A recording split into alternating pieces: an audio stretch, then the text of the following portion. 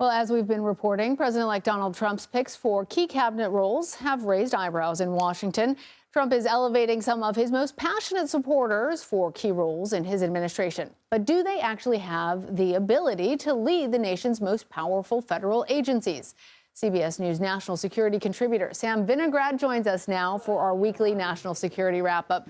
So, Sam, what stands out to you from Trump's approach to some of these key national security positions? Well, Trump is certainly appointing loyalists to these roles, and I would anticipate, Lana, that he'll have a top-down approach to policymaking like he did in his first term.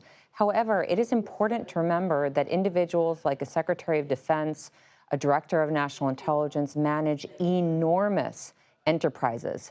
The Secretary of Defense will be managing almost 3 million people, a budget of $840 billion or so, 11 combatant commands. The Director of National Intelligence will be managing 18 members of the intelligence community. So the relative lack of management experience by President-elect Trump's intended nominee, for example, for the Secretary of Defense and the Director of National Intelligence raise real questions about whether they will be able to manage these critical departments and entities, Lana. So that's about their capabilities. Sam, I also want to ask you about this other thing that we're seeing. CNN's reporting that Trump's team is foregoing the traditional FBI background checks for his personnel picks. I know that you've been digging into this as well. What issues arise if that process is skipped? Well, presidents ultimately have the authority to decide who gets to see classified information. But these background checks, and let me tell you, I've been through my fair share, are critically important for the following reasons. These background checks allow trained officials within the U.S. government to identify any manipulation points that nominees may have that bad actors like foreign governments could use for manipulation purposes to try to lead these individuals to do something unethical, to leak classified information, and more.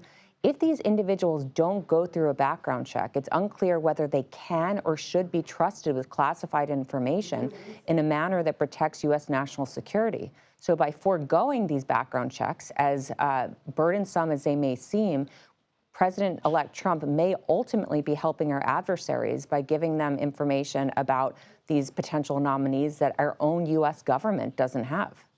All right. In the final moments we have, Sam, let's get a little bit into some of the effects of these nominees of the president-elect in a specific area, which is the Middle East. What is the latest in that region, and what are we learning from the president-elect and his team? Well, the Israeli government failed to live up to a deadline set by the U.S. government to increase humanitarian assistance into Gaza. They were given a 30-day timeline. They did not meet it. However, the Biden administration indicated that despite missing this deadline, the U.S. government would not cut off or diminish U.S. security assistance to Israel as they had threatened.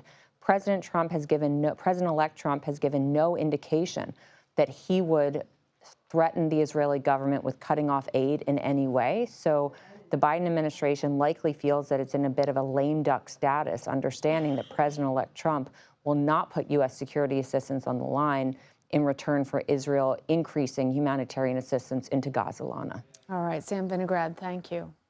Thank you.